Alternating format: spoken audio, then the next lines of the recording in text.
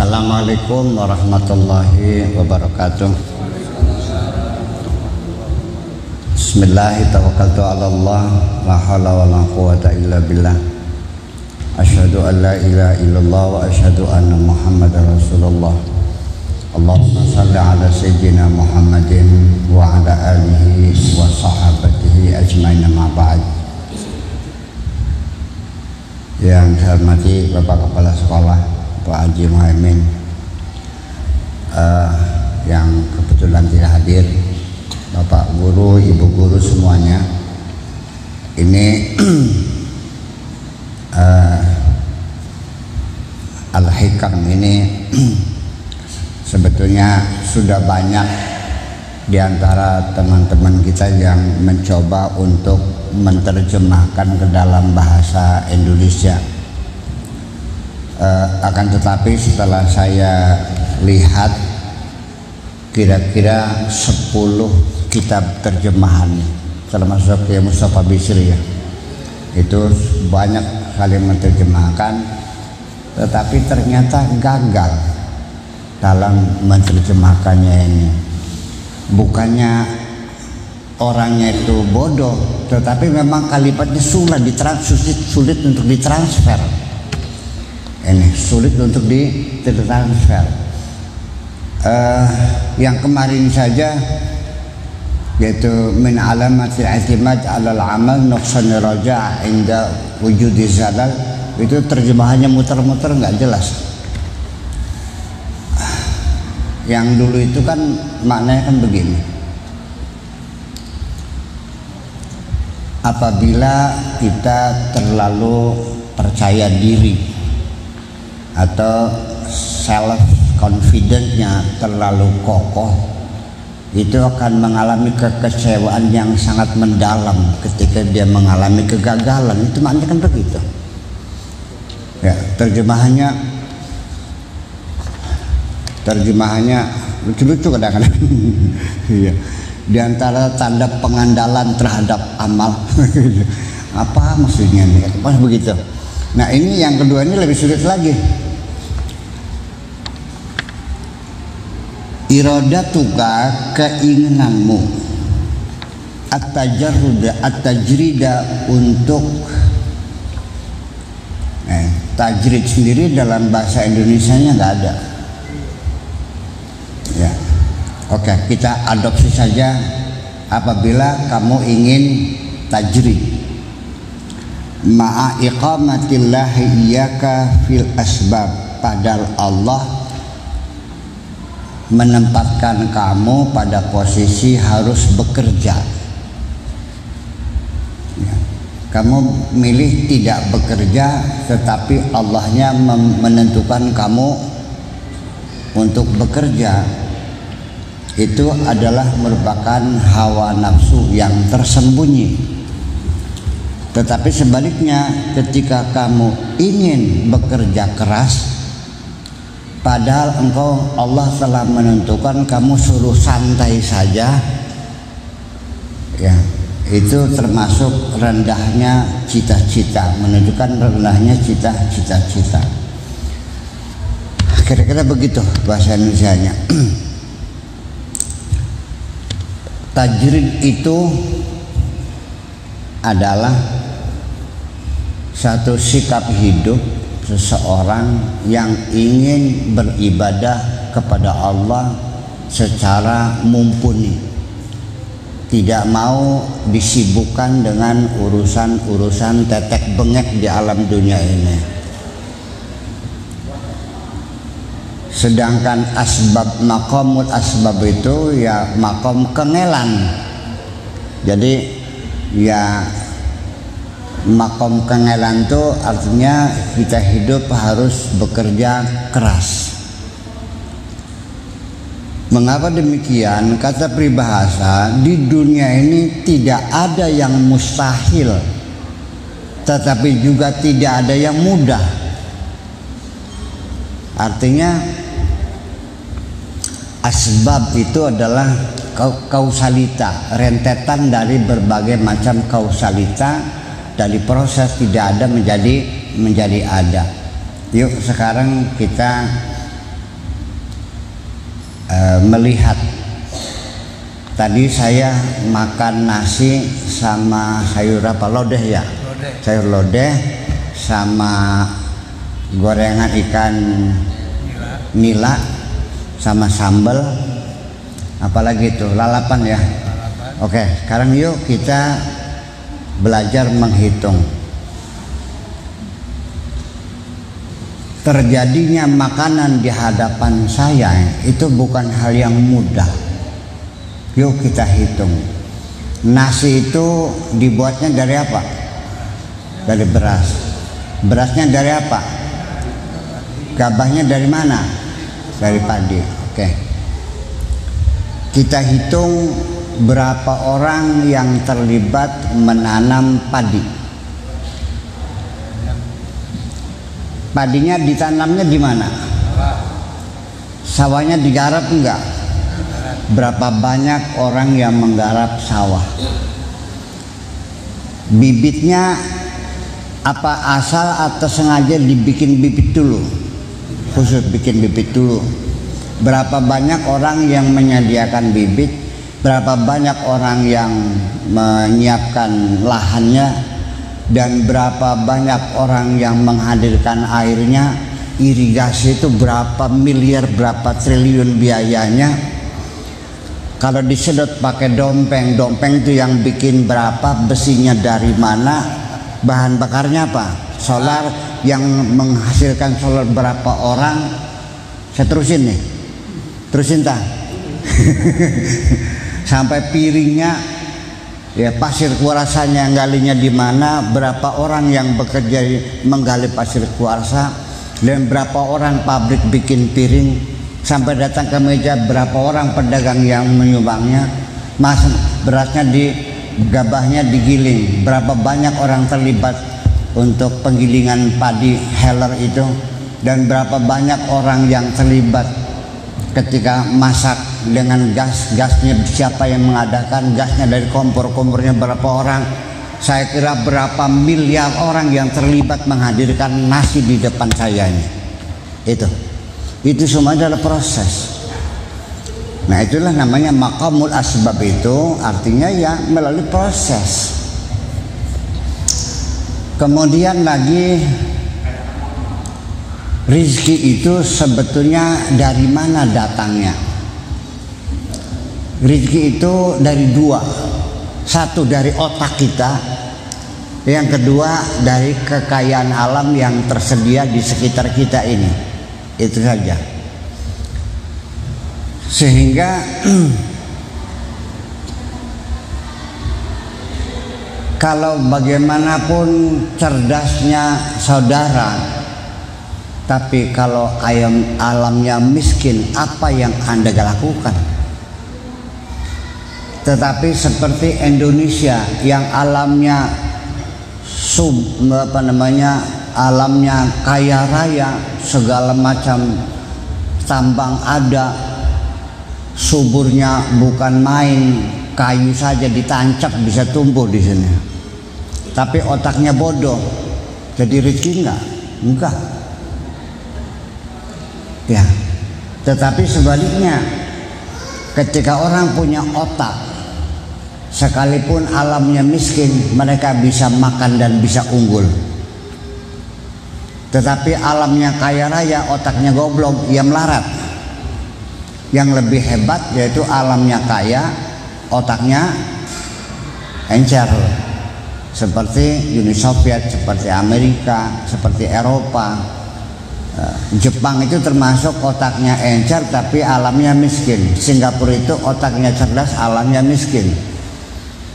Ya, itu. Tetapi itu semuanya adalah diproses. Asbab itu adalah hukum kausalita.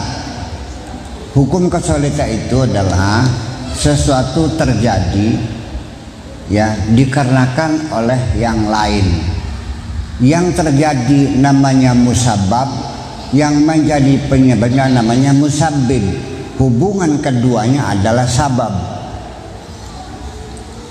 Ini kita bicara demikian ini artinya bahwa dalam kehidupan sehari-hari Mari kita pertanyakan, apa betul peribahasa yang mengatakan kalau pengen kaya ya harus bekerja keras?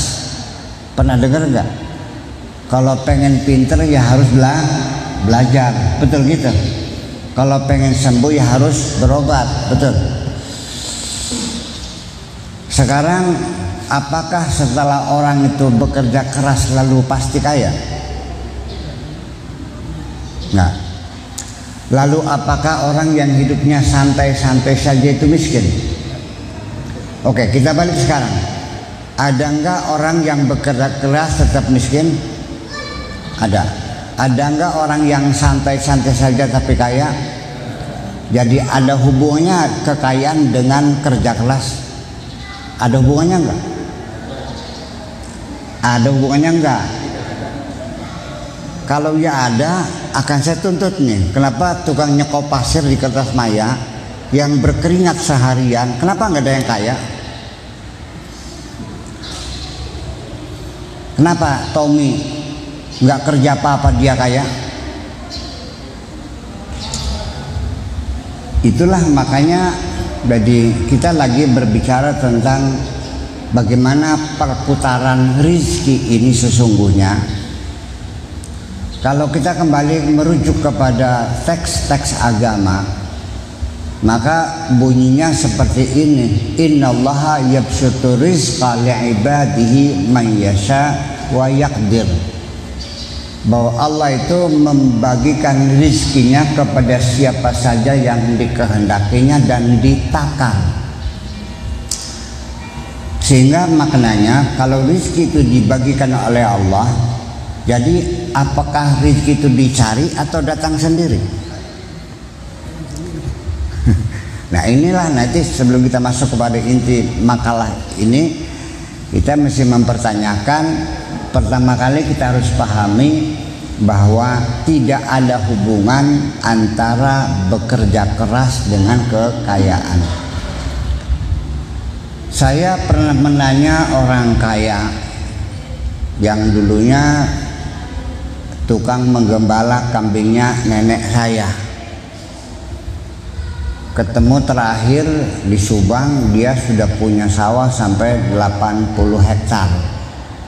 Dari penggembala kambing sampai jadi juragan, kan sesuatu yang mengagumkan. Dan ketika saya tanya ceritanya bagaimana kamu bisa jadi kaya, jawabannya begini, bahwa saya ini, harta saya ini bukan hasil korupsi, bukan dari warisan, benar-benar dari perjuangan saya. 20 tahun lamanya saya makan sampai pakai endas petek saja. Bertahun-tahun saya jam 2 malam pergi ke sawah. Dari mulai menggembala kambing, menggembala sapi, beli sawah, bikin rumah.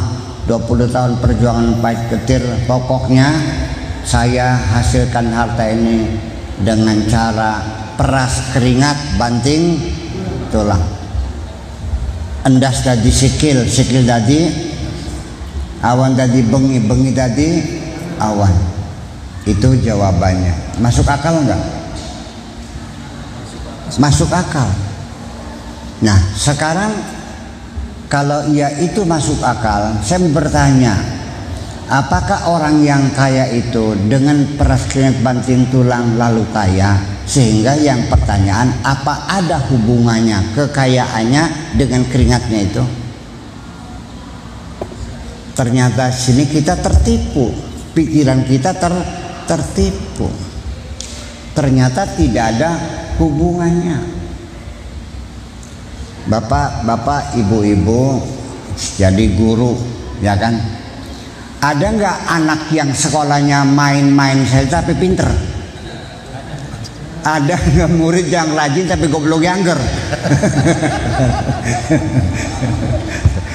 Inilah makanya jadi kita untuk mengetahui apakah makom kita ini makom tajrid, apakah makom kasab atau makom asbab. Iya, rezekinya banyak enggak? Banyak. Iya. Itu berarti orang itu sudah tingkatan makomnya makom tajrid. Nah, tetapi juga ada terjadi beberapa kasus yang sangat menyedihkan bagi saya. Ada orang yang makomnya makom tajrid tergoda. Ini gara-gara setelah reformasi, ya kan gitu, banyak partai-partai kan gitu. Akhirnya seorang kiai yang sudah punya santrinya banyak, sudah ada masjidnya, ada madrasahnya, menjadi tokoh masyarakat, dan di tempat gandulannya wong pirang-pirang, tergoda. Akhirnya mencelat dari pengimaman, mencelat ke gedung DPR. Ya. Ya. Kenapa tergoda? Begini caranya setan menggoda orang itu. Jadi setiap malam diajak berdiskusi oleh setan yang sudah lama bertelur di dalam pikirannya itu. Bilangnya begini, kamu itu tomak, sehari-hari hanya mengharapkan pemberian orang saja. Betapa hinanya orang tomak. Ya, tunjukkan harga dirimu. Kamu itu sekolahnya tinggi, bisa berbisnis. Ngapain kamu hanya mengharapkan pemberian orang saja? Nonggoni wejani, nonggoni amplop. Tunjukkan dirimu, kemandirimu, kemampuanmu. Jangan berharap lagi pemberian. Itu namanya tomak. Jadi kamu masih bisa berusaha, kalau kesempatan sekarang jadi anggota DPR, barangkali saja bisa jadi bupati dan sebagainya. Untuk menghilangkan rasa tomanya itu, lalu akhirnya dia terjun partai politik sampai jadi anggota DPR, sampai diangkat jadi bupati. Karena dia jarang ngajar di pesantrennya, maka santrinya perlahan-lahan terus berkurang. Santrinya bubar, wis pragat dadi anggota DPR ditangkap KPK. Terjadi enggak? Enggak usah disebutin namanya. Tapi itu terjadi di hadapan kita. Fakta. Nah ini. Sebaliknya lagi, orang yang makomnya makom kasab, makom asbab, dia ahli berbisnis, menjadi importir, eksportir, menjadi penggembang real estate, uangnya sudah bermiliar-miliar. Rupanya setan menggoda lagi. Kamu tuh goblok, ya kan? Pontang-panting mobil 30, padahal mobil 30 biji yang kamu duduki kursinya berapa? Bikin rumah sampai 17 kamar tidur, yang kamu tidurin berapa kamar? Satu meja masakan penuh, yang kamu makan berapa gram? Tuh lihat kiai, bayangkan. Dia makannya lahap, tidurnya lelap, badannya sehat, hanya ngewer-ngewer tasbih, enak banget, dekat dengan Allah, jiwanya damai, nggak pernah marah. Akhirnya dia bercita-cita ingin jadi waliullah. Bisnisnya ditinggal, pergi ke hutan bersama Buya Sakur, tetap di hutan. Akhirnya dunianya hilang semuanya, perusahaannya bangkrut, jadi walinya gagal, jadi gak wali dalban, menggandakan uang akhirnya. Nah ini maksudnya, ini intinya seputar itu, kedua itu. Jadi artinya begini aja, jalani saja hidup ini seperti air mengalir, kemana yang nyaman Anda rasakan. Dan jangan sekali-kali Anda memutasikan dirimu sendiri. Ya, jangan dulu pindah ke bagian apapun, jangan pindah ke tempat kerja lain kecuali ada mutasi dari Allah Subhanahu wa ta'ala. Karena dalam proses sehari-hari Allah juga sering melakukan mutasi. Dari seorang pengusaha menjadi ulama besar, dari ulama besar menjadi pengusaha. Tetapi karena yang memutasikan Allah, ketika jadi pengusaha ya berkah, ketika jadi ulama ya berkah. Begitu pula ulama yang dimutasikan jadi pengusaha, ketika jadi ulama ya berkah, ketika jadi pengusaha juga berkah. Kalau tidak, jadi ulamanya bangkrut, jadi pengusahanya bangkrut juga. Nah, ini sehari-hari yang kita jalani. Oke. Lalu kita ingin mencoba menjelaskan makna tajrid yang lebih mendetail lagi, bahwa tajrid itu artinya independensi. Kalau jaroda itu kata-kata jim ro dal, tajrid itu karena diikutkan wazan fa'ala. Jarroda yujarridu tajridan, nassara yunassiru tansiran. Dalam ilmu sharaf kita belajar namanya sulasi mujarrad. Artinya fiil yang terdiri dari 3 huruf dan tambahannya dibuang semuanya, tidak ada tambahannya. Ghafara itu sulasi mujarrad. Istaghfara itu sulasi mazid, tambahannya alif, sin, dan ta. Istaghfara. Begitu alif sin ta dibuang, tinggal jim, ro, dan dal, maka itu namanya fi'il sulasi mujarrad. Artinya dilepaskan semua. Termasuk juga melepas baju ini namanya sama, jarradtu thiyabi, saya melepas baju. Pengertian melepas ini artinya melepas dari banyak hal sekali. Jadi seorang perempuan yang melepas semua tanpa busana namanya mujarrodah, tanpa busana, tanpa tambahan. Nah, lalu pola hidup tajrid seperti apa? Yaitu ketika sudah tidak ada ketergantungan kepada siapapun kecuali hanya kepada Allah Subhanahu wa ta'ala. Dari situlah maka ada 3 macam tajrid. Ada tajrid yang disebut tajrid zahir, ada tajrid batin, ada tajrid zahiran wa batinan. Kalau tajrid yang zahir artinya dia sudah tidak lagi punya teman, sudah dia tidak lagi banyak berhubungan dengan orang lain, sudah tidak minta bantuan kepada siapapun, pokoknya di rumah nganggur geger. Itu artinya ketika dia sudah mulai menyendiri, menjauh dari pergaulan manusia, itu namanya tajrid. Tapi tajrid yang zahir.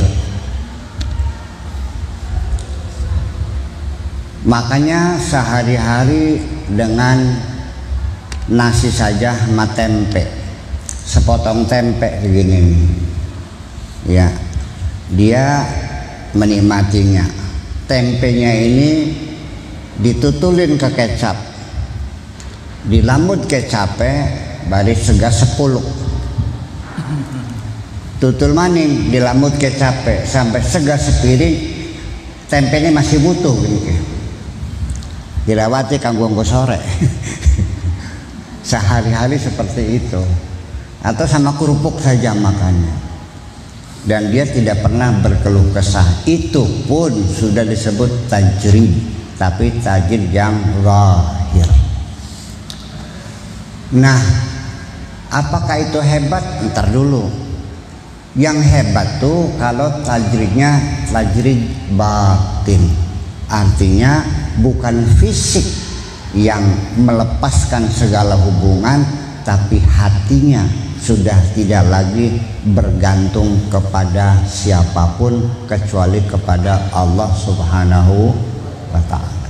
Ini makam tajridnya, betapapun dia mendapat kesulitan, dia sudah tidak lagi meminta pertolongan kepada siapapun, hanya minta tolong kepada Allah Subhanahu wa ta'ala. Ketika dia jatuh sakit pun dia tidak pernah mengundang dokter, dia hanya minta disembuhkan oleh Allah saja. Dan dia tidak pernah bercerita, berkeluh kesah kepada siapapun tentang kesulitan-kesulitan yang dihadapinya. Setiap orang bertanya, bagaimana Pak Haji? Alhamdulillah. Sehat, alhamdulillah. Sudah makan belum Pak Haji? Alhamdulillah. Tapi lama-lama itu makin kurus, makin kurus. Tetangganya di sekitar pasar itu memperhatikan, makin pucat, jalannya sempoyongan. Sehat, alhamdulillah. Ini cerita saya Abdul Hasan Asaduli. Sampai sempoyongan, sampai dia terjatuh pingsan di tengah jalan, dikerumuni orang, diotong kerumun. Bagaimana, sakit apa? Alhamdulillah. Sampai para aulia seluruh dunia pada datang menyambangi, dari Irak, dari Mesir, dari Syria, dari Lebanon datang mendoakan dia. Dia mungkin ada yang baca tahlil, baca surat Yasin, dianya hanya diam saja. Ya udah, makasih.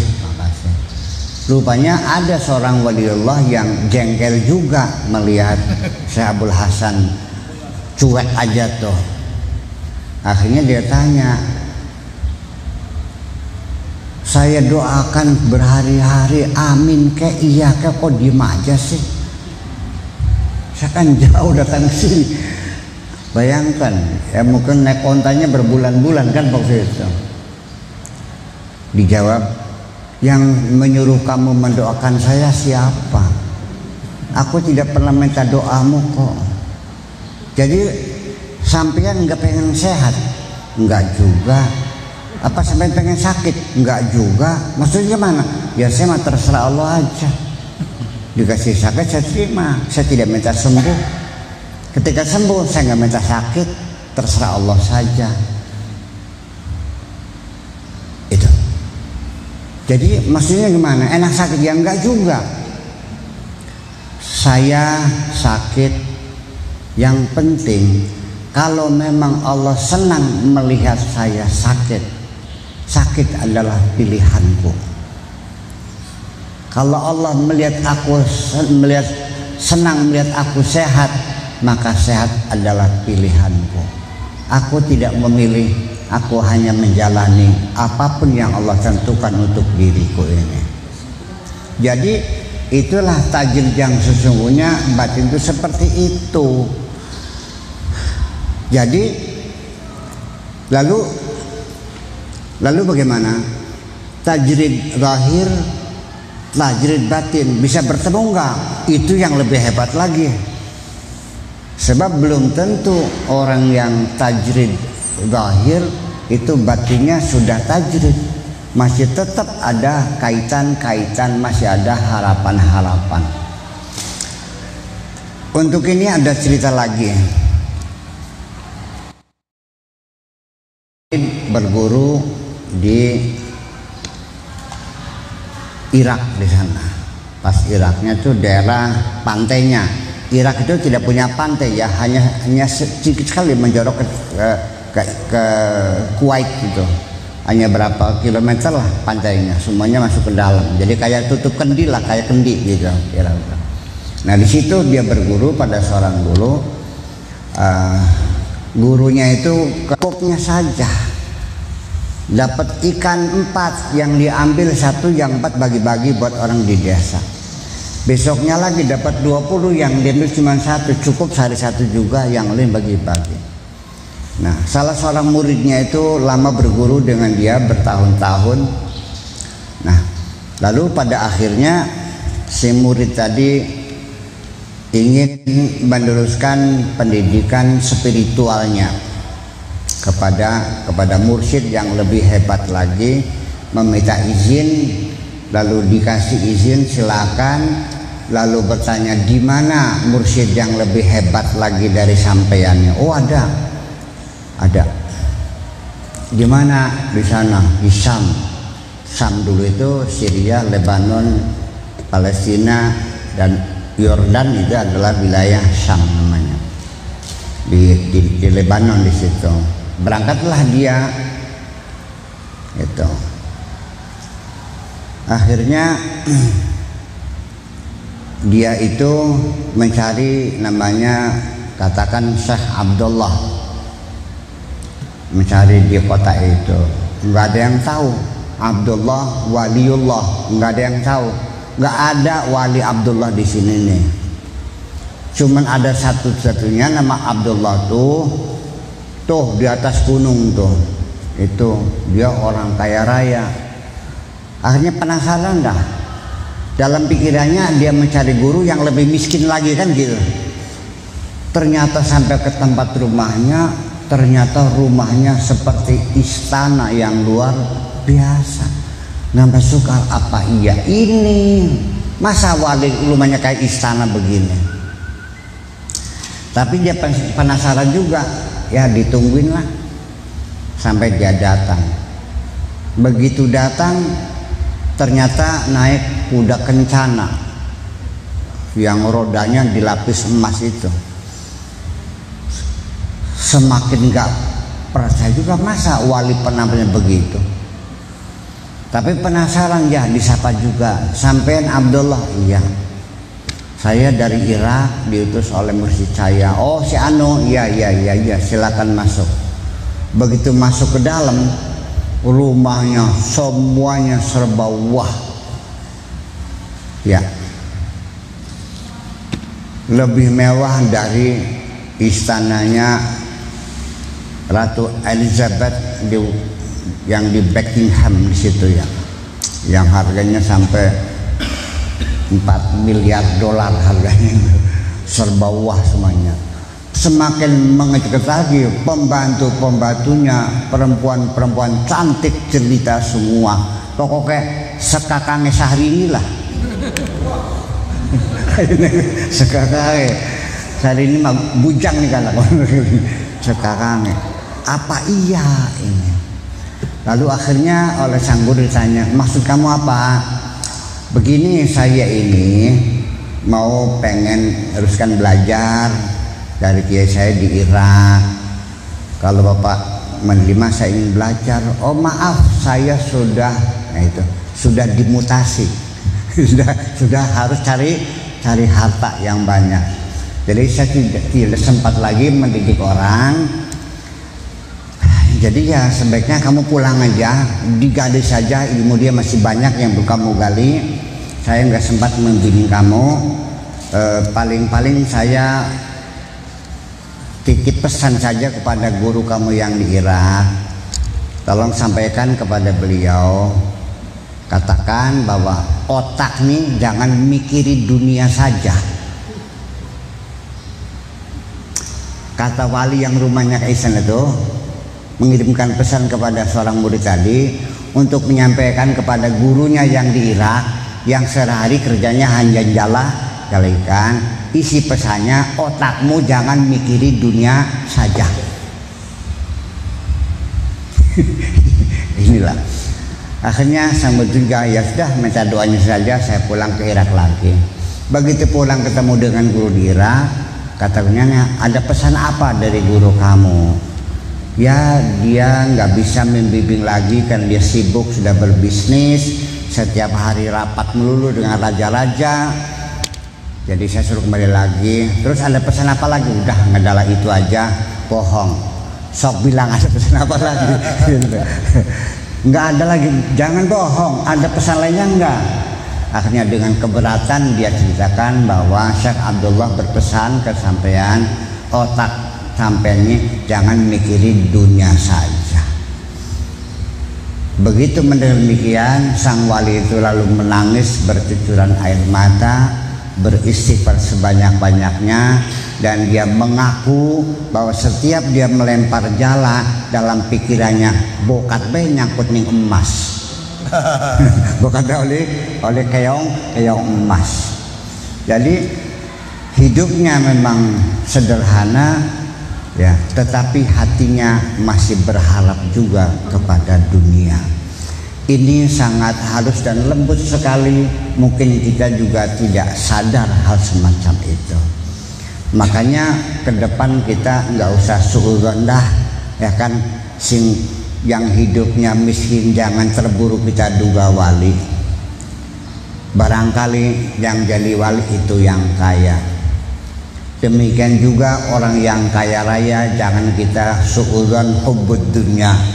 Belum tentu, ya kan begitu, dia orang yang dekat dengan Allah. Makanya kedua-duanya tajrid lahir dan tajrid batin itulah yang paling hebat. Tetapi kalau kita sudah bisa mencapai tajrid hati saja, itu sudah cukup bagus dan luar biasa. Kira-kira itu saja tentang tajrid. Nah, kita buka diskusi, barangkali hal-hal yang begini kita lanjutkan. Terima kasih. Assalamualaikum warahmatullahi wabarakatuh.